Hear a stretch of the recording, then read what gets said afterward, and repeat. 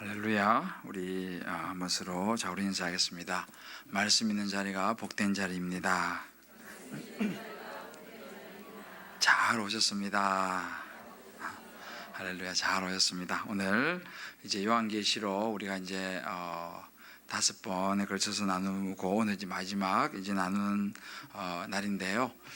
성령께서 저와 여러분의 영의 눈을 열어주시기를 주의 여러분을 축복합니다. 오늘 우리가 말씀을 이제 그 전에 우리 이현경 우리 집사님 나오셔서 이제 말씀 묵상과 함께 간증을 나누실 때에 주님의 은혜가 우리 또 집사님을 통해 우리 모두에게 흘러가기를 주의 이름으로 축복합니다. 우리 한번 할렐루야로 한번 환영할까요? 할렐루야.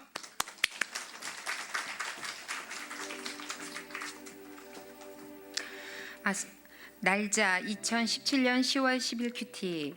본문 요한일서 3장 11절에서 24절. 제목 아직도 책망할 것이 많은 나의 마음. 오늘의 본문은 진실한 사랑에 대해 말씀하십니다. 예수님이 목숨을 버려 우리를 사랑하신 것처럼 우리도 행함과 진실함으로 형제를 사랑해야 한다고 말씀하십니다. 그것이 주님을 기쁘시게 하고 그렇게 하는 자는 주 안에 거한다고 말씀하십니다. 겉으로의 저의 모습은 시댁의 복음을 전하여 가족 구원을 이루고 선교지에서 선교의 모양도 흉내냈으며 훈련도 받아 순장의 직분도 감당하고 있는 나름대로 괜찮아 보이는 신앙인의 모습이 보입니다. 거룩한 척하고 나의 관심은 오로지 영혼 구원에 있는 것처럼 보입니다. 하지만 하나님과 저만 알고 있는 저의 모습 가운데는 인정하고 고백하기는 싫지만 가인과 같이 살인하는 마음과 12절 형제의 궁핍함을 보고도 마음을 닫는 인색한 모습과 17절 말과 혀로만 사랑하는 18절 책망할 것이 아직도 너무 많은 마음들이 가득합니다. 오랜 연휴를 끝내고 순장 모임을 통해 순장님들의 은혜로운 나눔을 듣고 마음의 찔림을 가득 담고 집으로 돌아와 이번 주 다락을 위해 공지사항을 올리기 위해 다락 채팅방을 여는 순간 잠시 당황했습니다. 지난 학기 동안 다락 안에서 불편한 관계에 있었던 어느 한 분이 말도 없이 방에서 나갔다는 메시지가 뜬 것입니다. 계속되는 말씀의 권면을 불편하게 여기셨던 그분은 계속되는 전화와 문자 그리고 저 나름대로의 낮은 섬김에도 몇 달간의 무반응의 시간이 지난 후 돌연히 방을 나가신 것입니다.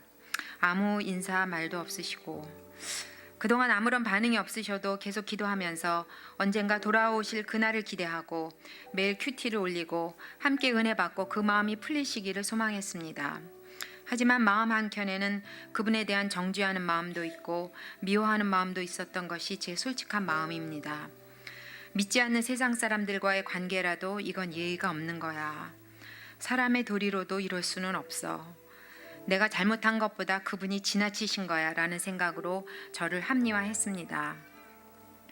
하지만 오늘 본문은 그 형제를 미워하는 자마다 살인하는 자라고 말씀하십니다. 15절 말과 혀로만 사랑하지 말라고 하십니다. 18절 만일 저의 섬김이 진실했다면 그분을 변화시킬 수 있었을 텐데 행함과 진실함이 부족했습니다. 또한 그분의 모습을 보며 교회 안의 권위자들에게 행했던 저의 오만한 모습들이 회개가 되었습니다. 최선을 다하시는 교회의 교육자들을 함부로 판단하고 마음속으로 정죄하였던 저의 모습이 부끄러워졌습니다. 늘 옳고 그름에만 집중할 줄 알지 진실된 사랑의 능력이 없는 저를 하나님은 또 지적하십니다. 요한계시록 마지막 장에서 생명나무에 들어가며 성에 들어갈 권세를 얻는 자는 자기 두루마기를 빠는 자라고 말씀하십니다. 계속되는 훈련과 말씀 묵상으로 두루마기를 빨아도 끝이 없는 저의 죄성으로 인해 오늘도 그리스도의 보혈만 의지할 수밖에 없음을 통감하고 하나님 앞에 다시 엎드립니다. 기도. 아버지 하나님, 이 모습으로 어떻게 순장을 감당하겠으며 영혼 구원의 일에 함께 나아가겠습니까? 아버지 용서해 주시옵소서. 예수님의 보혈로 저를 다시 씻기시고 성령의 능력으로 다시 회복시켜 주시옵소서. 아멘. 적용. 다시 한번 그분에게 부족했던 제 모습을 말씀드리고 그럼에도 불구하고 반응이 없으셔도 늘 어디에 계시더라도 하나님의 은혜로 충만하시기를 축복하는 문자를 보내겠습니다.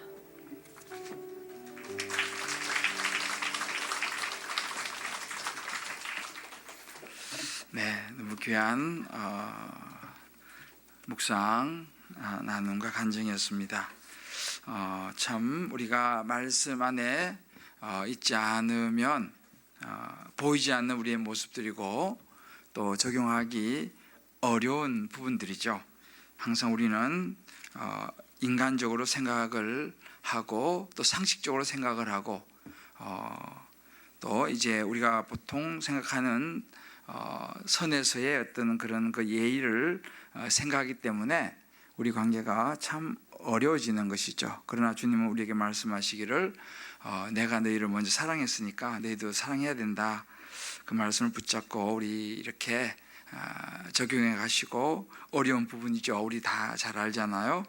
그런데 불구하고 이렇게 적용해 가시는 우리 집사님, 우리 순장님, 우리 다시 한번 축복의 박수 한번 할까요? 참 좋습니다. 저는 다른 것보다도 우리 교회가 이렇게 이제 계속적으로 말씀 묵상하고 그 말씀 묵상을 통해서 더 진지하게 하나님 앞에 나가는 모습이 저는 너무너무 귀하다고 생각이 듭니다. 아마 이제 여러분들도 이제 계속 말씀 묵상을 하고 계시니까 아시겠지만 저도 이제 말씀 묵상 나누고 또 순장반에서 이렇게 옛날에는 제가 순장반을 이렇게 좀 티칭식으로 이제 했잖아요. 순장들 한 100여 명 모아놓고 이제 제가 막 열심히 이제 강의하고 그런 이제 순장들 열심히 받아줘가지고 이제 닭방 가서 이렇게 또 열심히 가르치시고 뭐 그때도 좋았습니다만 제가 이제 어느 날부터 그렇게 이제 티칭식으로 하지 않기로 마음을 먹었어요. 그것보다는 말씀을 같이 묵상하고 나누고 또 그 말씀을 가지고 어떻게 우리 순원들을 섬겨야 될 것인가를 함께 생각해보는 그런 이제 스타일로 제가 순장반을 좀 바꿨는데 저는 개인적으로 참 좋습니다. 왜냐하면 우리가 변화라는 것은 그런 것 같아요. 내가 말씀을 듣는 것도 너무 중요하죠. 그러나 그 말씀이 내가 발견하는 말씀이 있어요. 듣는 말씀이 있고 내가 하나님께 받는 말씀이 있거든요. 그것은 하나님께 받는다는 것은 물론 말씀을 통해서도 받지만 내가 말씀을 묵상하면 나에게 주시는 말씀이 있거든요. 그 말씀을 묵상하는 것이 너무너무 중요합니다. 그래서 우리가 지금 이제 요한계시록도 이제 쭉 이제 오늘 마지막 부분 봅니다만 요한계시록이 뭐냐면요. 이전의 것들, 현재 일들, 장차 일어날 일들에 대한 부분을 이제 말씀하시는 것이 요한계시록이라고 우리 앞부분에서 나누었는데 이것도 마찬가지입니다. 요한계시록을 아마 여러분들이 이번에 이제 이렇게 묵상하면서 1장부터 차례차례로 묵상하면서 읽었던 적은 별로 없으실 거예요. 그런데 막상 묵상하면서 하나하나 적용하면서 보면은 이것이 참 너무 어려운 거는 있지만 귀하다라는 생각이 들고 또 여러분들에게 주시는 메시지를 받게 되면 그것이 굉장히 힘이 됩니다. 그래서 이제 그저 막연한 메시지가 아니라 작은 거 하나라도 내게 주시는 메시지로 받게 되면 그것이 내 안에 들어와서 하나님의 씨가 너희 안에 거한다 그랬잖아요. 그죠? 하나님의 씨가 뭡니까? 하나님의 말씀이잖아요. 하나님의 말씀이 내 안에 거해야지만이 우리가 하나님의 자녀처럼 살아갈 수가 있습니다. 그러니까 말씀을 받지만 말씀이 이렇게 들어왔다 이래서 빠져나가 버리면 그 순간은 좀 뭐가 되는 것 같은데 말씀이 우리 안에 거해야지 씨가 심겨져야지 싹이 나고 열매를 맺는 거잖아요. 그런데 씨가 막 뿌려져도 바람이 훅 날아가 버리면은 세월이 아무리 많이 지나도 싹은 나지 않습니다. 열매를 맺지 못하는 것이죠. 또 떨어졌다 하더라도 그것이 깊이 뿌리를 내리지 못하면 열매를 맺지 못하는 거 마찬가지입니다. 우리가 말씀도 마찬가지예요. 우리가 말씀이 우리 안에 하나님의 씨가 예수 그리스도의 복음이 우리 안에 뿌리 내릴 때에 이것이 진짜 우리의 삶을 바꿔주고 내가 예수님의 제자로 조금이라도 더 닮아가게 만드는 것이지 우리의 어떤 외형적 어떤 직분, 어떤 타이틀, 어떤 목사라고 하는 이런 타이틀 이런 것들이 근본적인 변화를 주지는 않는다는 것을 저도 알고 여러분도 아마 조금만 생각해 보시면 알 것입니다. 그래서 우리가 말씀 묵상이 너무너무 중요하고, 그런 면에서 저는 우리 주님 기쁨의 교회가 요즘 참 좋아요.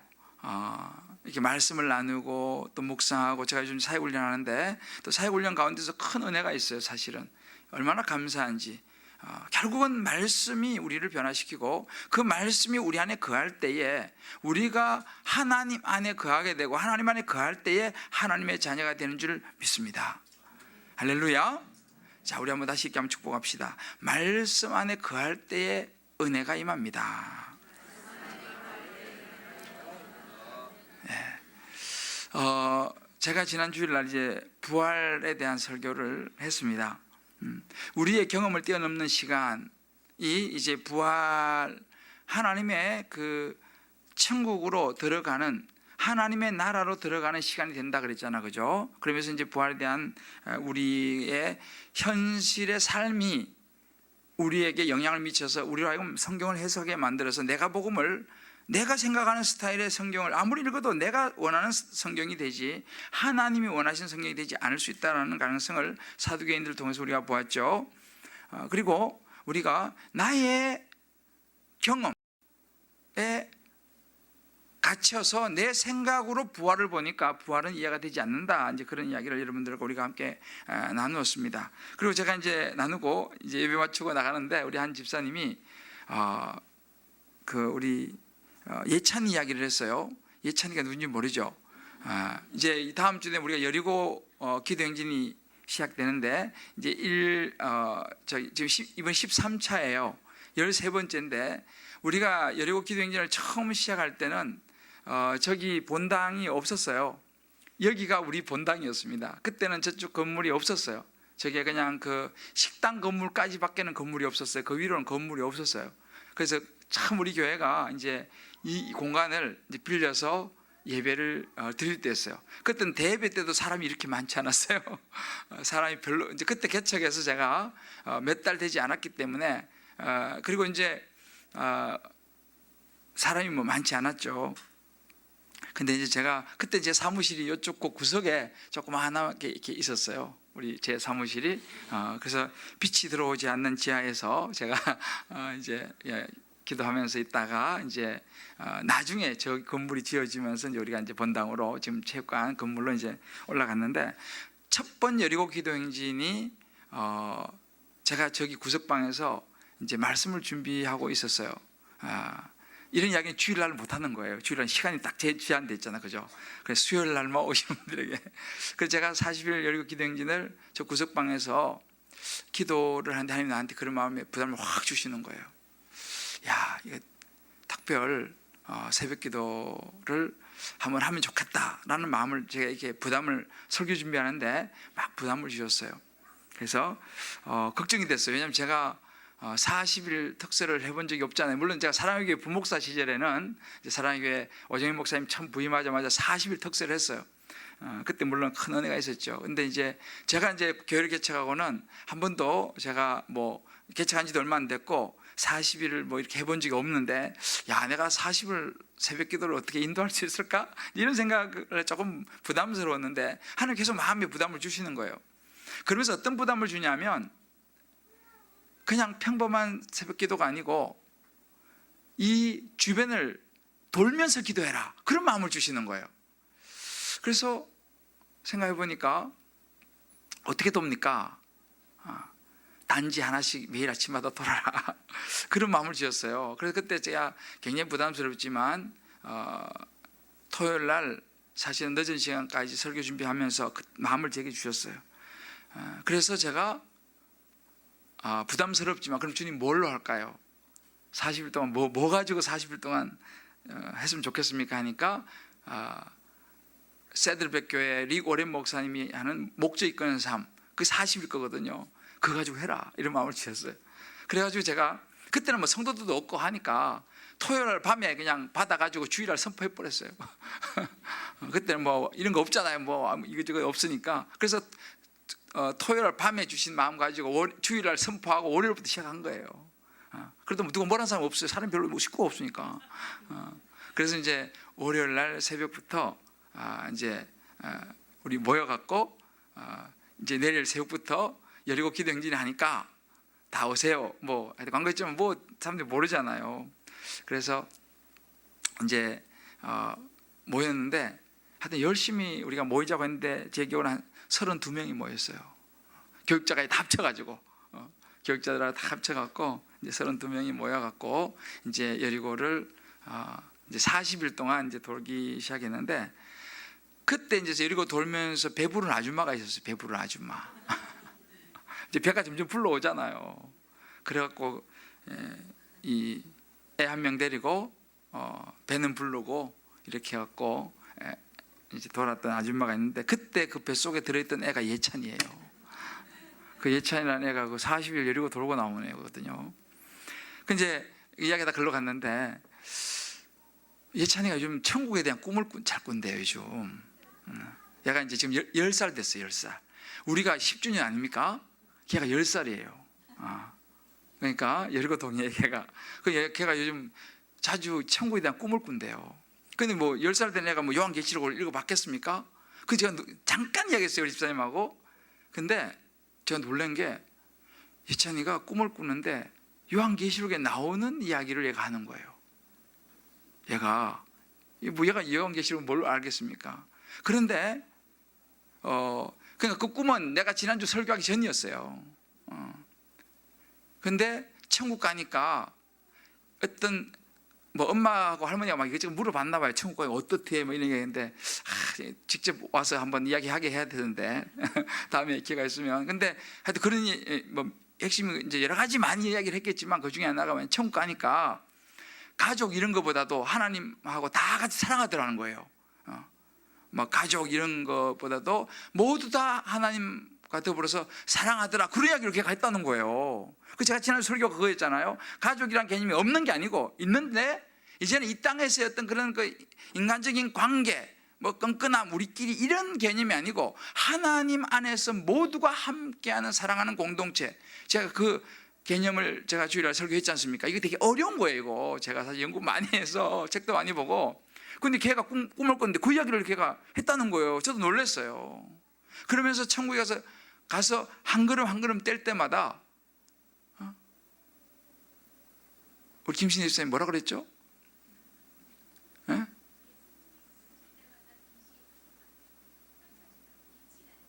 예수님이 한 걸음 한 걸음 걸을 때마다 빛이 막 확 이렇게 빛이 나더라는 거예요.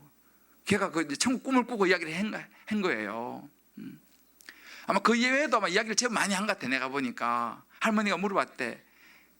할머니 집이 있대? 물어봤다는 거야. 할머니 집은 무지 크다더만. 그 엄마가 물어봤대. 엄마 집은 할머니보다 훨씬 작더라는 거예요. 그래도 이렇게 아무튼 얘가 천국 꿈을 꾸고 그런 이야기를 많이 했어요. 궁금하면 500원 주고 가서 물어봐요.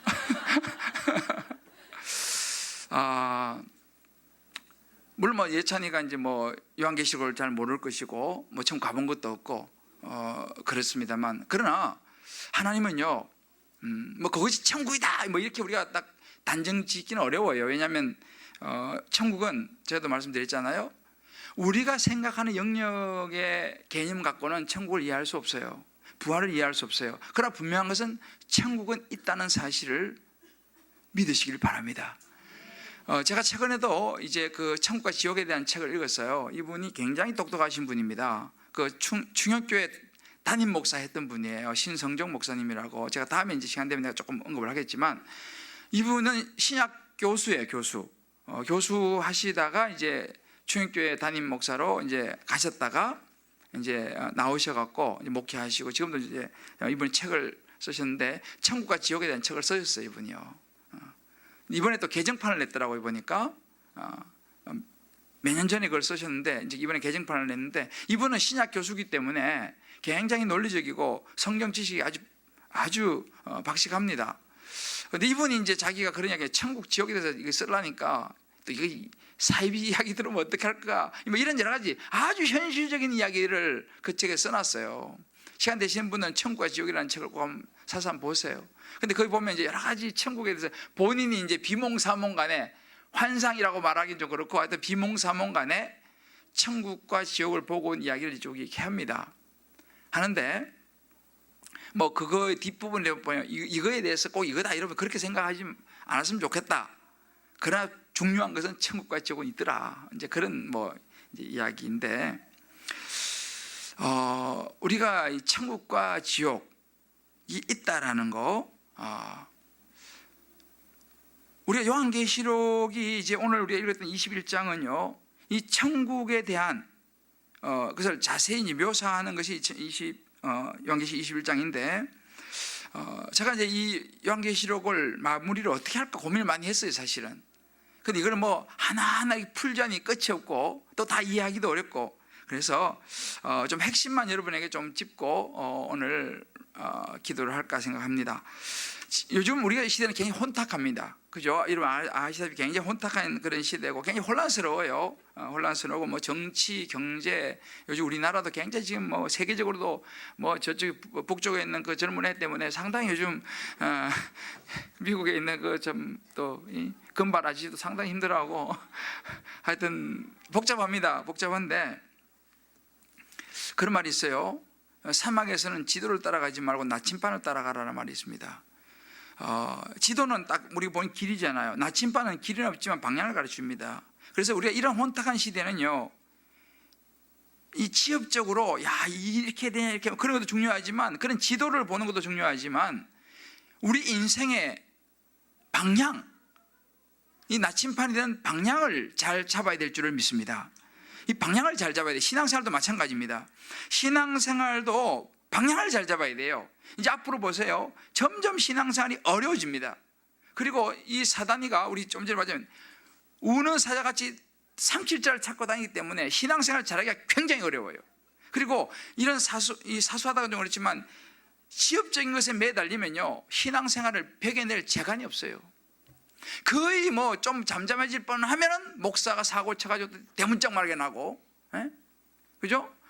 좀 잠잠해질만 하면 또 어느 교회 또 막 사건 나가지고 또 대문짝 많이 나고. 그러니까 갈수록 그런 거에 신경을 쓰다가는 믿음을 지켜내기 어렵습니다. 앞으로 더 그럴 겁니다. 지금 이제 종교인 과사 이것도 지금 뭐 이게 생각보다 복잡해 이게요. 그래서 이런 부분들도 이게 우리가 그러니까 그 하나하나 가지고 막 우리가 이렇게 상관하고 그거 하나 가지고 시험 들고 이렇게 하면요 결국은 뭐냐면 우리의 신앙을 이 혼탁한 시대에 지켜내기가 어렵습니다. 어느 거 하나는 걸려요. 사단이가 여러 가지 덫을 많이 놨어요. 그런데 이런 덫들을 보면서 가면은 어느 덫에 걸릴지 몰라요. 덫이 워낙 종류도 많기 때문에. 그래서 우리가 그런 걸 다 일일이 상관하면서 가려면 신앙까지 지키기 어려워요. 방향을 봐야 돼. 방향. 내가 어디를 향해서 가고 있는가? 그 방향이 무엇입니까? 오늘 이제 우리가 보는 이 말씀이에요. 우리가 가야 될 궁극적인 목적지가 어디냐? 목적지를 바라보고 방향을 바라보고 이런저런 일들이 많이 있지만 꿋꿋이 걸어가는 이것이 마지막까지 우리의 믿음을 지켜내는 길이라는 사실을 믿으시기를 주의 이름으로 축복합니다. 이 방향을 보고 가셔야 돼요. 여러분들이 이거 안 되면요 앞으로 언제 여러분들 지금 이러지 몰라요. 언제 넘어질지 몰라요. 누구를 통해서 넘어질지 몰라요. 어떤 환경을 통해서 넘어질지 몰라요. 정말 철로 역정입니다. 정말 철로 역정이에요. 인생이 그렇습니다. 그래서 이 요한계시록은 제가 처음에 말씀드렸죠. 교회 공동체가 주신 말씀이에요. 그 당시 요한계시록이라는 편지를 받던 사람들은 다 이해했다 그랬잖아요. 우리는 뭐 무슨 말인지 모르지만 그 사람들은 다 이해하는 그런 상황이었습니다. 그리고 그들이 당시에 굉장히 어려운 로마라고 하는 이 바벨론이라고 하는 이 로마의 엄청난 박해를 받고 있었기 때문에 굉장히 고통스러운 그런 시간들이 있었고 또 장차 더 큰 고통들이 올 수 있다라고 하는 그런 일어날 일들에 대한 부분들도 이제 이야기를 하면서 그러나 궁극적인 공동체에 일어날 일들에 대해서도 이야기를 하고 있습니다. 이게 굉장히 중요한 부분이에요. 궁극적으로 교회 공동체는 결론은 뭐냐? 교회 공동체는 회복될 것이다. 할렐루야. 하나님의 나라는 회복될 것이다. 이것이 요한계시록 결론입니다. 어떻게 회복되느냐? 어떻게 회복되느냐? 이제 그 회복에 대한 부분이 천국에 대한 부분이고 부활에 대한 부분인데, 이 천국에 대한 이 부분을 오늘 21장에서 우리가 뭐 무슨 말인지 잘 모르긴 하지만 21장에서 아주 정말 어찌 보면 좀 구체적으로 다 이해는 되지 않지만 이미 이야기하고 있는 게 21장입니다. 21장은 천국을 이야기하고 있어요. 여기 보면 각색, 보석, 그리고 12진주문 뭐 이런 등등의 것들이 많이 나오는데, 제가 이걸 가만히 묵상하면서요, 그 우리 15절에 보면 내가 말하는 자가 그 성과 그 문들과 성곽을 청량하려고 금갈대자를 가졌더라. 청량이라는 말이에요. 그러니까 자로 잰단 말입니다. 나는 가만히 묵상해봤어요. 왜 뭐 천국을 뭐 자로 재고 뭐 이렇게 성을 자로 재고 뭐 자꾸 이렇게 할까, 이런 생각을 해보다가, 우리가 자로 잰다는 것은요, 청량이라는 건 뭡니까? 정확도를 이야기하는 거잖아요, 그죠? 정확도. 그러니까 왜 이것을 말씀하실까라고 생각해 보다가 한 것이 뭐냐 하면, 천국이라는 것은 이렇게 분명히 청량할 수 있는, 자로 잴 수 있는 상상 속에, 전설 속의 이야기가 아니고 실제로 존재하는 하나님의 나라라는 것을 말해주기 위함이 아닌가라는 생각을 해봤습니다. 천국이 있다는 거예요, 쉽게 말하면. 여러분, 천국이 있음을 믿습니까? 천국이 있다는 것을 이야기해 주는 것입니다. 그러면서 이제 천국이 있다면 이 천국에 누가 갈 것이냐 이 말이에요. 누가 갈 것이냐. 이제 새 창조를 이야기합니다. 또 내가 새 하늘과 새 땅을 보니 처음 하늘과 처음 땅이 없어졌고 바다도 다시 있지 않더라, 이렇게 이야기하면서 새 하늘과 새 땅에 대한 부분들이 나옵니다. 그런데 천국은요, 이제로 또 내가 보면 거룩한 성 새 예루살렘이 하나님께로부터 하늘에서 내려오니, 이렇게 했습니다. 거룩한 성 예루살렘이 하나님께로부터 하늘에서 내려오는 것입니다. 2절에 보면 나오죠. 하늘이 땅으로 내려오는 거예요, 쉽게 말하면 지금, 그죠? 이 부분은 사실은 이사야 65장에 나온 부분이에요. 그리고 이제 지금 여기 나오는 요한계시록의 내용이요, 에스겔 말씀입니다. 에스겔 뒷부분이 사실은 요한계시록 21장에 대한 이야기를 쫙 풀어쓰고 있어요. 그러니까 여기 툭 나온 게 아니고 이사야 말씀과 에스겔 보이신 이 환상 가운데 이미 이 내용이 이미 나오고 있는 그런 부분입니다. 그래서 이제 여기 뭐 12문, 제가 이걸 뭐 다 설명은 오늘 하지 않겠습니다만, 이 12문, 이것도 역시 에스겔 48장에 나오는 그런 부분인데, 이 12문이라고 하는 것은 12지파가 있지 않습니까? 12지파가 있는데, 12문이라는 것은 이제 제가 한두 개만 제가 이제 이야기를 해드리면, 12문이라는 것은 12지파가 들어갈 수 있는 할당된 몫의 문이에요. 이스라엘 많은 백성들 전체가 12지파로 정리가 되지 않습니까? 그러면 12문을 따라서 각 지파가 들어갈 수 있는 그 문. 그래서 다른 말로는 하나님의 축복을, 천국으로 들어가는 축복과 권리를 동등하게 부여하시는 것을 의미합니다. 그러니까 12문을 통해서 모든 사람들이 동등하게 천국으로 들어갈 수 있는 권리를 가졌다라고 하는 것을 사실은 이야기해 주는 것이 이 12문의 의미라고 이제 보통 일반 학자들이 봅니다. 근데 이제 이렇게 12문으로 들어갈 수 있는 그런 그 기회들, 구원의 동등한 기회들, 누구에게나 열려있는 문들에 대한 부분들이 있다면 성벽에 12기초석이 있어요. 이것도 마치 12기초석입니다. 이 12기초석이라고 하는 것은 신약의, 사실은 신약이 교회를 의미하는데 12사도를 중심으로 해서 이제 세워진 그런 교회의 모습을 이야기하는 거예요. 그러면서 이제 이것이 성벽 12기초석이라는 것은 구약교회가 신약과 성취되는 이런 것들을 이제 이야기하는 뭐 그런 부분들입니다. 아무튼 뭐 이런 부분들에 대해서 이제 계시록을 쭉 풀면은 뭐 끝이 없어요, 그죠? 예. 그러나 하여튼 이렇게 이제 천국에 대한 그런 그 구원에 대한 부분들을 궁극적으로 설명하고 있는, 그러면서 그 당시 교회 공동체에게 당신들도 하나님의 은혜 가운데 구원받을 수 있다라고 하는 것을 이야기해 주는 것입니다. 결국은 마지막 메시지는 구원에 대한 메시지입니다. 천국으로 들어가는 여정을 설명해 주는 메시지입니다. 오늘 20장에 보면요, 천년이 나와요. 천년. 여러분 천년이라는 말은 좀 많이 들어보세요. 천년 왕국, 그죠? 근데 이 천년 왕국도 마찬가지. 이제 마지막에 요한계시록 끝에 보면 하나님의 이제 구속의 역사의 마지막 종말의 시간, 이 또 우리가 보통 많이 들었던 휴거, 예수님의 재림, 이제 이런 부분들에 대해서 다루는 것이 이제 20장, 21장이 되는데, 21장은 이제 새 예루살렘, 새 하늘과 새 땅으로 들어가는 부분에 대해서 이제 다루는 것이 21장인데, 이제 제가 오늘 21장을 읽었지만 한번 여러분에게 이걸 조금 정리를 해 드리려고 그래요. 이제 요한계시록에서 마지막 때에 우리에게 일어날 일들을 이제 보통 천년 왕국이라고 하는 말로 이제 이야기를 합니다. 20장에 나오는 부분이죠. 이제 천년 왕국, 요 천년 왕국을 중심으로 해서 마지막 종말의 때 일어날 일들과 영원한 하나님의 나라, 신천신지, 다른 말로 새 하늘과 새 땅으로 들어가는 새 창조로 들어가는 이 마지막 관문 앞에서 이제 보통 이 요한계시록을 가지고 네 가지 주장들이 있습니다.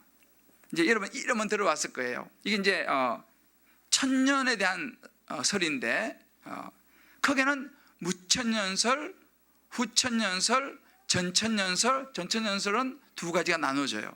그래서 제가 오늘은 이 부분을 이 웨인 그루뎀이라고 하는 유명한 조직신학 학자입니다. 이 학자가 정리를 참 잘 해놨어요. 이분 아주 모든 일반 조직신학계에서도 인정을 받는 그런 정통적인 이제 조직신학자인데요. 자, 그래서 여기서 제가 오늘 이 그림을 좀 보여주면서 여러분들한테 설명을 좀 보이나요? 자, 여기 보시면 일단 기본적으로 이제 무천년설이라는 게 있습니다. 무천년설. 무천년설은 뭐냐? 이제 우리가 지금은 교회 시대인데 잘 보이시는지 모르겠지만 지금 우리가 교회 시대입니다. 교회 시대라는 것은 예수님께서 오시고 신약의 교회가 시작되지 않습니까? 그때부터 시작된 것을 교회 시대라 그래요. 그리고 이제 예수님께서 그리스도께서 다시 오실, 우리 말하면 재림의 때가 있습니다. 그리고 이제 재림하시면 영원한 세계로 들어가게 돼요. 새 하늘과 새 땅, 새 창조로 들어가게 돼요. 이게 기본입니다. 기본. 이게 이제 마지막 종말의 때 일어날 이제 기본들이에요. 그때 이제 예수님이 오실 때에 신자들이 부활하고 불신자들도 부활하고, 그 다음에 심판이 있고, 그 다음에 새 하늘과 새 땅이 이제 열리는, 요것이 이제 기본적으로 되는데, 이 무천년설, 이 천년에 대한 부분인데, 무천년은 뭐냐 하면은 이제 천년이 나중에 예수님이 이제 재림하고 난 이후에 천년은 없다, 이렇게 이제 보는 견해입니다. 그러니까 미래의 천년은 없다. 지금 우리가 살고 있는 요한계시록 20장 1절에서 6절에 지금 우리가 살고 있는 이 시대, 이 교회 시대가 사실은 살다가 재림을 바로 맞이할 것이다라고 보는 학설이에요. 그러니까 천년 시대가 없다, 무천년설이라고 주장합니다. 자, 두 번째로 이제 보통 얘기하는 건 뭐냐면 후천년설입니다. 후천년설은 뭐냐면 예수님께서 지금 이제 교회 시대예요. 제가 얘기했죠. 예수님께서 오신부터 이제 시작된 이 교회 시대. 이 교회 시대부터 이미 지금 천년 시대가 진행되고 있다라고 보는 것입니다. 그 이제 천년이라, 근데 여기서 말하는 천년이라는 것은요, 딱 1년, 2년, 100년, 10년 이런 개념이 아닙니다. 이 천년이라고, 우리가 하루가 천년 같고 천년이 하루 같다 그런 말씀 하시잖아요. 이 천년이라는 것은 우리가 생각하는 그런 딱 천년, 이게 개념이 아니고 길다라고 하는 개념입니다. 그럼 우리가 볼 땐 길지만 하나님 볼 때는 뭐 사실은 또 하나님의 개념에서 천년이라는 시간이 지나갈 것인데, 천년이라는 시간이 지나고 나면 바로 예수님이 재림할 것이다 라고 보는 것입니다. 그러니까 천년이 지나고 나면 예수님이 재림할 것이고, 예수님 재림하면 신자들, 불신자들이 부활하고 심판이 일어나고 새하늘과 새 땅 영원한 상태로 들어간다라고 하는 이 후천년설, 예수님께서 재림하시기 전에 천년이 이루어진다라고 보는 이 후천년설이 있습니다. 그 다음에 이제 세 번째로는 전통적인 전천년설이에요. 보이세요? 좀 잘 안 보이죠? 하여튼 대충 저런 게 있다 이렇게 보시면 돼요. 교회 시대가 있습니다. 이게 이제 일반 가장 교회에서 많이 이제 이렇게 받아들이는 전통적인 전천년설입니다. 내가 오늘 그래서 우리 유영상 목사한테 총신대에서는 뭐라고 가르치냐 물어보니까 잘 못 배웠대요. 거기까지는 잘 진도가 안 나가. 사실 이런 것들은 뭐 그렇게 잘 안 가르치죠. 근데 전통적인 전천연석은 일반적으로 이 전통적인 전천연석을 가장 많이 교회들이 받아들입니다. 뭐냐면 이제 지금 교회 시대가 왔어요. 교회 시대가 쭉 지금도 우리 교회 시대가 진행되고 있는데 예수님께서 언제 오시느냐? 천년 왕국이 도래되기 전에 오신다는 것입니다. 그러면 이제 보면 천년 왕국이 도래하기 전에 예수님께서 이 땅에 오시는데, 이 땅에 오시면 신자들이 휴거하는 거예요. 쉽게 말하죠. 들어봤죠? 들림을 받는 것입니다. 신자들이 휴거하고, 그 다음에 이 땅에서는 그건 그 다음인데, 이제 환란스는 그 다음에 이야기 해줄게요. 자, 그 다음에 신자들이 휴거하고 예수님께서 그동안 믿었던 사람들, 천국 갔던 사람들하고 같이 내려오셔갖고 이 땅에서 천년 왕국을, 천년을 지내신다는 것입니다. 그때 이제 사단들은 묶어갖고 무조건에 던지고 천년을 이 땅에서 계시다가 그 다음에 천년이 딱 차면 마지막 심판을 하는 거예요. 그러면 그때 이제 무조건에 갇혔던 것들이 잠시 사단들이 노임을 받으면서 하나님의 심판을 받게 되고 그 다음에 영원한 천국으로, 영원한 지옥으로 가게 된다. 이게 이제 전통적인 전천연설입니다. 그래서 천년 왕국이 이루어지기 전에 예수님이 이 땅에 오신다. 성도들이 들림 받아서 천년 왕국으로 들어간다. 라고 이제 하는데, 여기서도 뭐 좀 이게 견해들이 이제 또 복잡하게 조금 이제 좀 달라지지만 큰 틀에서만 제가 이제 말씀을 드립니다. 이제 마지막에 이 개념도 여러분들이 좀 들어보셨을 거예요. 이거는 뭐냐면 똑같은 전천년설인데 환란 전 천년설이 있습니다. 이 환란이 뭐냐면 예수님이 이제 재림하시면 휴거되잖아요. 휴거되면 그때 휴거되지 못한 사람들이 이 땅에서 이제 3년 반 이렇게 해서 7년 동안 대환란을 겪게 됩니다.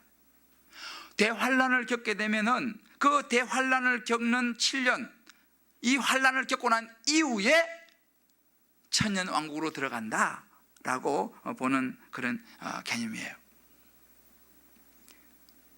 무슨 말인지 잘 모르시겠죠? 하여튼 이런 게 있다. 뭐 이게 다 몰라도 됩니다. 이런 게 있다. 이렇게 이거 정도만 알아놓으시면 돼요. 그러니까 무천년설과 후천년설과 그 다음에 전통적인 전천년설과 환란 전 7년 대 환란을 겪고 천년 왕국으로 들어간다라고 보는 환란 전 전천년설이 있다라고 보는 겁니다. 자, 이제 이렇게 해서 보통 마지막 때의 이 종말에 대해서 네 가지 천년설을 이야기하고 있는데, 좀 더 자세히 여러분이 이거를 알고 싶으면요, 유영상 목사한테 부탁하면 이걸 보여줄 거예요. 그래서 아니면 내가 이제 이거는 사실 이제 사회훈련 같은 거 할 때 제가 이제 언급을 하는데요. 그렇지만 이제 이거는 좀 여러분들이 좀 뭐 그냥 이런 게 있다 하지만 이제 지금 중요한 건 제가 이제 말씀드리려고 하는 거예요. 자, 그러면 우리가 오늘 내가 이 땅에서 살다가 죽었다. 어디 갈 것인가? 이게 이제 문제입니다. 그죠? 자, 내가 지금 살다가 딱 죽었다. 이러면 어디 갈까요, 우리가? 천국으로 간다. 그 천국이 어떤 천국일까요? 자, 이제 그런 부분입니다. 이건 가장 실질적인 부분이에요. 자, 보세요. 이제 이 세상을 살다 보면 두 종류가 있습니다. 우리 오늘 성경에도 보면요, 무슨 땅에 거하는 사람이라는 표현이 나오고, 하나는 하늘에 거하는 사람이라는 표현이 나와요. 오늘 우리가 보면요, 계시록 11장 10절에 보면 이렇게 나옵니다. 이 두 선지자가 땅에 거하는 자들을 괴롭게 한 고로 땅에 거하는 자들이 저희의 죽음을 즐거워하고 기뻐하여 서로 예물을 보내려 하더라. 땅에 거하는 자들이라는 표현이 나옵니다. 13장 8절에 보면 죽임당한 어린 양의 생명책에 창세 이후로 농명되지 못하고 이 땅에 사는 자들은 이렇게 말합니다.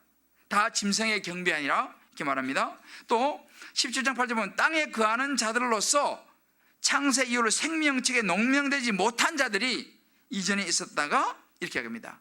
생명책에 기록되지 못한 사람들, 땅에 거하는 자들이라는 표현이 나와요. 그런데 계시록 12장 11절을 보면 이 구절이 나옵니다. 그들은 죽기까지 자기 생명을 아끼지 아니하였도다. 그러므로 하늘과 그 가운데 거하는 자들은, 하늘에 거하는 자들이 있어요. 13장 6절에 보면 짐승 입을 벌려 하나님을 향하여 회방하되 그의 이름과 그의 장막 곧 하늘에 거하는 자들을 회방하더라 그랬습니다. 그러니까 성경에 두 종류가 있어요. 땅에 거하는 자들이 있고 하늘에 거하는 자들이 있어요. 계시록에 나오는 것이 뭐냐면, 땅에 거하는 자들은 예수 믿지 않는 사람들입니다. 하늘에 거하는 자는 예수 믿는 자들입니다. 예수 믿는 자도 죽고 예수 안 믿는 자는 안 죽습니까? 죽죠. 예수 믿는 사람 죽고 안 믿는 사람도 죽습니다. 다 죽습니다. 자, 그러면 문제는 뭐냐? 예수 믿는 사람도 죽고 안 믿는 사람도 죽는데 죽은 이후에 어떻게 되냐는 거예요. 이게 사실 계시록에서 얘기하는 것입니다. 그래서 제가 뭐 복잡하게 하지만 심플하게 말씀드리면, 예수 믿고 죽든지 안 믿고 죽든지 죽는 건 똑같습니다. 죽으면 어떤 일이 일어나냐? 길이 달라요. 예수 믿고 죽은 사람은 하늘 천국으로 갑니다. 이걸 요한계시록에 여러분 첫째 부활이라고 나와요. 읽어보시면 나와요. 이게 첫째 부활입니다. 죽었다가 이제 하늘 천국으로 가면서 부활하는 거죠. 이게 첫째 부활이에요. 그리고 예수 안 믿고 죽은 사람은 어디로 갑니까? 지옥으로 갑니다. 사망, 음부, 바다 이렇게 표현들이 나와요. 계시록에 보면 이건 다른 말 지옥입니다. 이것을 성경은 첫째 사망이라 그래요. 여러분 계시록에 보면 첫째 사망이라는 말이 나옵니다. 첫째 사망이라 그래요. 그러니까 예수 안 믿고 죽은 사람은 죽고 난 이후에 첫째 사망 속으로 들어가게 되고, 예수 믿고 죽은 사람은 죽은 이후에 첫째 부활로 가게 됩니다. 자, 그러면 여기서 이제 첫째 부활은 하늘 천국으로 가게 되는데, 이 하늘 천국은요 새 하늘과 새 땅은 아니에요. 영원한 하나님의 나라는 아닙니다. 임시로 머무는 하늘 천국입니다. 여기도 똑같이 예수님이 계시고 하나님이 계시지만 이곳은 영원한 곳은 아닙니다. 이제 이 계시록이 얘기해 주고 있는 부분이에요. 그리고 사망, 음부, 바다도 마찬가지로 이 지옥도 임시 지옥입니다. 뒤에 이제 불못이 나오는데 영원한 지옥은 아니에요. 여긴요 임시 지옥입니다. 고통스럽긴 하죠. 그러나 임시 지옥입니다. 첫째 사망이에요. 자, 그 다음에 이제 어떤 일이 일어나느냐? 사실은 천년 왕국이라는 것이 여기서 이제 이 다음 단계입니다. 그래서 예수님이 재림하시잖아요, 그죠? 재림하시는데 이 천년 왕국이 그 전에, 예를 들어서 무천년설은 이전부터 계속되어 오고 있다. 후천년설은 예수님이 오고 나서 들어간다. 전천년설은 예수님이 오셔서 같이 천년 왕국을 누리고 들어간다. 뭐 이런 개념인데, 그것은 사실 이 중간에서 예수님의 재림과 관련된 천년 왕국이기 때문에 이건 우리가 그렇게 구분하면 좋지만 우리에게 크게 중요한 건 아니에요. 사실은요. 왜? 예수 믿고 죽느냐, 예수 믿지 않고 죽느냐, 이것이 핵심입니다. 그러니까 예수님의 재림은 이미 예수 믿는 거 안 믿는 거에서 이미 판가름 나기 때문에 천년 왕국은 사실 우리에겐 큰 의미는 없어요. 그래서 이미 우리는 하늘 천국에 죽으면 딱 갑니다. 우리의 몸은, 계시록에 말하자면 우리의 몸은 땅에 묻히잖아요. 무덤에 묻히잖아요. 그죠? 우리의 영이 하늘 천국으로 갑니다. 그래서 하늘 천국에서 우리의 영이 이제 머물게 돼요. 그러다가 이제 어떤 일이 벌어지냐? 이게 중요한 거죠. 예수님께서 재림하십니다. 그때 우리에게 일어난 일이 뭐냐면 둘째 사망과 둘째 부활이 일어나요. 이제 오늘 우리가 계시록에 나오는 부분이 둘째 사망과 둘째 부활이에요. 자, 그러면 하늘 천국은 영원한 새 하늘과 새 땅이 아니라 그랬죠. 그러니까 하늘 천국입니다. 임시로 거하는 하나님의 천국이에요. 여기 있다가 예수님 부활하시면 우리가 어떤 일이 일어나냐면, 성경에 먼저 믿고 죽은 자들이 들림을 받습니다. 그럼 먼저 믿고 죽은 사람들이 들림을 받는데, 이 사람들은 육체가 이 땅에 묻혀서 없어졌잖아요. 제가 전에 한때는 생각했어요. 야, 화장해서 다 뿌려버리면 그거 어떻게 찾지? 혼자 제가 그런 생각 해본 적이 있어요. 그렇잖아요. 그냥 묻어놓으면 거기서 가만히 있을 것 같은데, 화장해서 바닷물에 띄우면 바다 전체가 다 흩어져 버리면 이거 어떻게, 이런 생각을 해본 적이 있어요. 그래서 화장을 좀 처음에는 조금 이상하게 생각할 적이 있었는데, 이게 바로 우리가 생각하는 한계입니다. 그건 우리가 생각하는 개념이지, 하나님의 개념에서는요, 화장해서 뭐 태평양에 뿌리든 뭐 어디 뿌리든 그건 중요한 게 아니에요.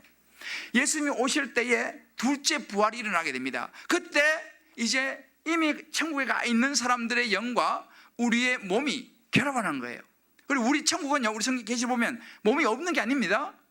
그러나 우리가 생각하는 개념의 형상은 달라요. 하나님의 형상을 입으리라 그랬어요. 하나님의 형상을 입을 텐데 이 하나님의 형상은 우리 육신, 예수님도 부활하시고 난 다음에 몸이 있었어요, 없었어요? 몸이 있었습니다. 만져보라 그랬잖아요, 그죠? 그러니까 그런 모습으로 우리가 부활하게 될 것이라는 것입니다. 근데 그건 뭔지는 우리는 뭐 잘 설명을 할 수는 없죠. 그게 둘째 부활입니다. 그래서 이제 하늘 천국에 있던 사람들은 이 땅의 육신과 영이 만나면서 주님과 함께 어디로 들어가느냐? 새 하늘과 새 땅으로 들어가게 됩니다.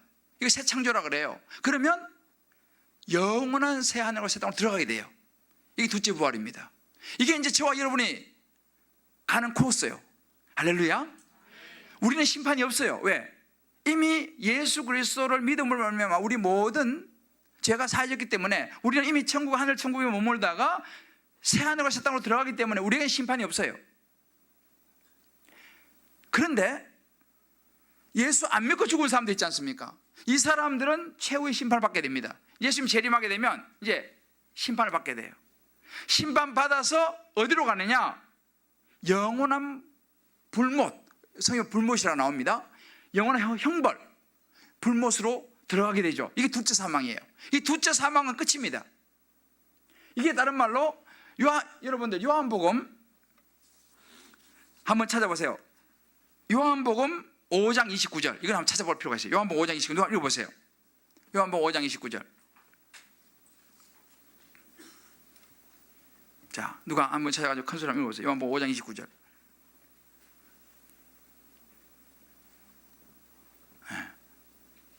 주저하지 마시고. 요한복음 5장 29절.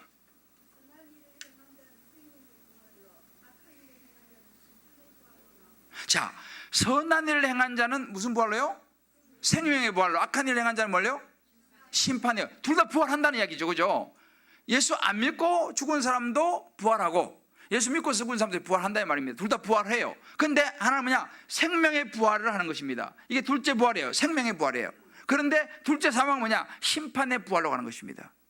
그래서 이제 이걸로 모든 것은 종료가 돼요.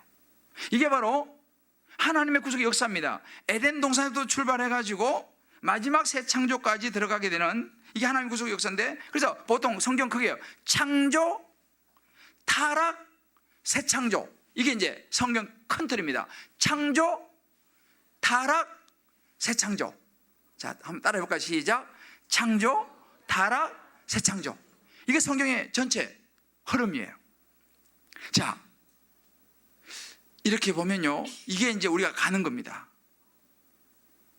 제가 아주 심플하게 얘기했지만 요한계시록에서 이야기해주고 있는 부분이에요. 물론 이것은 제 혼자 제가 이거 독창적으로 이걸 연구하고 그런 건 아닙니다. 제가 이제 이 계시록을 연구하는 학자들, 그래도 나름대로 정통적이고 또 보수적이고 이런 학자들의 견해를 제가 많이 보면서 나름대로 제가 정리를 했어요. 그리고 이필찬 교수라고 하는 그 교수가 또 이런 그 영국에서 요한계시록으로 이제 학위를 받았어요. 그분이 이제 그분도 천연설에 대해서 조금 개념이 다르지만 잘 정리를 했다고 저는 보는 거예요. 그래서 여러분들이 이게요, 앞으로 우리가 가야 할 코스입니다. 자, 이제 대충 그림이 그려지나요? 이게 우리가 가는 코스입니다. 예수 믿으면요, 우리 이 코스로 갈 거예요. 이제 그래서 왜 우리가 죽음이 두렵지 않나? 우리가 그럴 여기쯤 올 밤이라 세상을 딱 떠나잖아요. 꼴깍 했는데 우리는 그 순간 어디로 들어갑니까? 천국 갑니다. 천국 가는 거예요. 그러니까 우리는 사실 죽음을 뛰어넘는 것이죠. 아까 제가 얘기했잖아요. 우리의 경험을 뛰어넘는 시간이 뭐예요? 이제는 부활로 들어가는 것입니다. 이 첫째 부활이 이미 우리는 딱 죽으면 벌써 천국에서 딱 눈을 뜹니다. 부활이에요. 다만 예수 그리스도를 믿는 사람이 안에서 영접하는 자 곧 그 이름을 믿는 자가 하나님의 자녀가 되는 권세를 주셨다. 그래서 예수님을 영접하는 게 너무 중요해요, 여러분들. 그래서 제가 따뜻한 동행을 하는 거예요. 왜냐하면 지금 교회 다니는 사람들 중에서 예수님을 영접 안 한 분들은 없었네. 네. 예수님을 영접 안 한 사람들은, 교회만 다니는 사람 있잖아요. 미안하지만 교회만 다니는데 예수님을 영접 안 한 사람들은 죽으면 어디 갈까요? 지옥 갑니다. 이건 분명합니다. 왜요? 영접하는 자, 꼭 그 이름을 믿는 자에게는 하나님의 자녀가 권세를 주었지, 교회만 다니는 사람에게는 준 게 아니에요. 여러분들 이거 아셔야 돼. 목사라고 하는 타이틀 가지고 있다고 해서 천국 가는 게 아닙니다. 예수 믿는 사람, 예수님을 영접한 사람 누구에나 다 열려 있어요. 12문 아까 얘기했잖아요. 12지파라고 의미하는 12문, 모든 사람에게 열려있는 구원의 문. 그러나 거기 안 들어가면 의미가 없는 거예요. 그래서 우리가 예수 그리스도를 구주로 영접하는 것이 너무너무 중요한 거예요. 오늘 오신 분들은 한 분도 빠짐없이 이 하늘 천국으로 가게 될 줄을 믿습니다. 할렐루야. 그러나 만약에 여러분들이 아직까지 내가 예수님을 내 개인적으로 영접하지 못했다, 그 잘 모르겠다, 이런 분이 만약에 계시면요, 오늘 집에 가서 조용히 무릎 꿇고 예수님 영접하세요. 그러시면 되는 거예요. 예수님, 난 죄인입니다. 나를 십자가에 죽으시고 부활하신 예수님, 오늘 내 마음속에 모셔드립니다. 들어서 내 인생의 주인이 되어 주십시오. 예수님의 이름으로 기도합니다. 혼자라도 기도해보세요. 그러면 그 기도를 통해서 예수님이 여러분 안에 들어가신 줄 믿습니다. 그러면 새하늘과 새 땅으로 들어가는 거예요. 이게 안 되면요, 죄송하지만 교회 한평생 다니고 목사 아니라 목사 하랩이라도 새하늘과 새 땅으로 못 들어갑니다. 이게 결론이에요. 이게 신앙의 결론입니다. 요한계시록의 결론이에요. 좀 클리어해졌어요? 죄송해요. 이런 이야기는요, 우리 신학생들도 우리 목사들도 잘 몰라요. 사실은 저도 사실은 뭐 제가 배운 적이, 학교에서 배운 적이 없어요. 근데 개인적으로 공부하고 했는데, 여러분 이거 아셔야 됩니다. 우리가 어디로 가는지를 아셔야 돼. 그냥 대충 있다가 천국 가면 그만이지, 뭐 천국 가면 되지. 물론 천국 가면 되죠. 그러나 이것이 확실한 사람은요, 뭐 언제 휴거가 되든, 뭐 천년 왕국이 전천년설이든 후천년설이든 무천년설이든 뭐 무슨 천년설이든 아무 상관없어요. 그렇잖아요? 무슨 천년설이 무천년이면 어때? 어차피 원천으로 갈 건데. 안 그래요? 예수의 복음이 확실한 사람은요, 뭐 복잡하게 뭐 전천년 후천년 무천년 뭐 전전 환란 천년 뭐 이런 거 몰라도 괜찮아요. 예수만 확실히 믿으면요, 예수만 확실히 믿으면 결국은 새하늘과 새 땅이 있는 천국으로 들어가는 줄 믿으시기를 주의 이름으로 축복합니다. 네, 그래서 오늘 수요일에 오라 그러는 거예요, 사람들이요. 이런 걸 알아야 돼. 천국이 있습니다, 여러분들. 요한계시록 이걸 쫙 설명해 주고 있어요. 이제 여러분 막연하지 않죠? 화장 겁낼 거 없어요. 저는 개인적으로 화장 별로 좋아하지 않아요. 근데 화장 겁낼 거 없어요. 우리의 생각인 거예요. 그것도 우리의 생각인 거예요. 결국은 하나님께서 예수님이 재림하실 때 우리 육신도 부활한다는 사실을 믿으시기를 주의 이름으로 축복합니다. 이게 이제, 그래서 우리가 예수를 잘 믿는 게 너무 중요하고, 여러분 가족 중에서 있잖아요, 안 믿는 사람들 꼭 이번에 따단동에 데리고 와야 된다니까요. 왜? 영원한 불못으로 가면 어떡하겠습니까? 예수 믿으면 되는데. 그래서 여러분들이 이번에 이제 다음 주도 여리고 기도행진 하지 않습니까? 여리고 기도행진 할 때요, 뭐 가지고 우리 기도하겠습니까? 여러분 이제 오늘부터 가셔가지고 이번 여리고 기도행진에 하나님 앞에 내가 응답받고 싶은 기도 제목을 적으세요. 미리 준비하시기 좋아. 주일날 내가 이제 그 이야기 하겠지만, 수요일날 오셨으니까 이번 여리고 기도행진에 내가 꼭 이 여리고가 무너졌으면 좋겠습니다, 그걸 적으세요. 그래, 그거 가지고 일주일 동안 기도하는 거예요. 그거 가지고 일주일 동안 기도하는 거예요. 살아계신 하나님께. 할렐루야. 그러나 거기에 꼭 포함시켜야 되는 게 뭐냐면요, 구원받아야 될 사람을 꼭 포함시키세요. 여러분의 오이코스를 꼭 포함시키세요. 그렇게 한번 기도해 보세요. 오늘도 내가 어떤 집사님하고 이제 낮에 우리 여리고 전도팀 돌면서 그 이야기 들었어요. 집사님이 자기 그 시아버지가 절대 예수 안 믿는 사람이에요. 근데 여리고 돌면서 시아버지 정말 예수 믿고 세례받게 해달라고 그렇게 기도했어요. 여리고 다 돌아왔을 때 어떻게 됐을까요? 교회 안 왔어요. 그런데 그 여리고를 돌고 또 그 다음 여리고를 돌면 또 기도하고 했을 때 그 마음의 문이 열렸어요. 그렇게 교회 오셨어요. 그리고 세례 받으셨어요. 요즘은 주일날 하루도 안 나오세요. 이게 여리고의 힘입니다.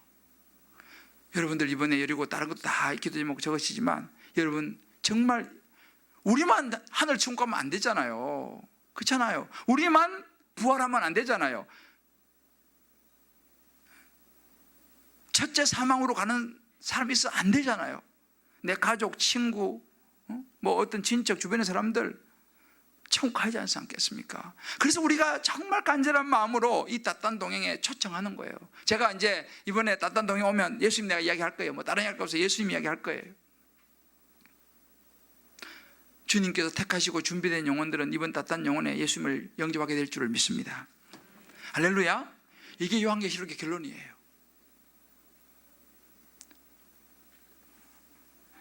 자,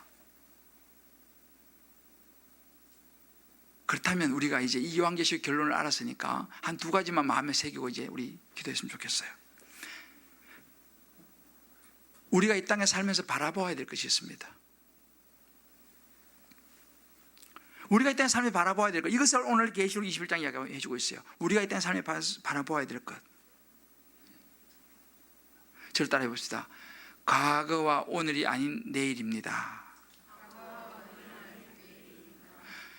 우리는요, 보는 게 너무 중요해요. 오늘 10절에 이런 구절이 있습니다. 21장 10절 한번 준비됐으면 띄워줘봐요. 21장 10절. 자, 보세요. 성령으로 나를 데리고 크고 높은 산으로 올라가 하나님께로부터 하늘에서 내려오는 거룩한 성 예루살렘을 보이니, 그죠? 이 에스겔에서 나옵니다. 성령께서 요한을 데리고 높은 산에 올라가서 하나님께로부터 내려오는 뭘 보여줬다고요? 거룩한 성 예루살렘을 보여줬습니다. 요한이 이 거룩한 성 예루살렘을 보았을 때에 그가 밤모섬에 갇혀서 감옥살이, 섬에 갇힌 감옥살이 노역을 하면서 얼마나 힘들었겠습니까? 그가 소망을 가졌겠어요? 절망했겠습니까? 예? 소망을 가졌겠어요? 절망했겠어요? 그죠? 소망을 가진 거예요. 왜? 새 예루살렘을 보았어. 하나님이 천국을 보여주었어. 요한은 힘을 냈습니다.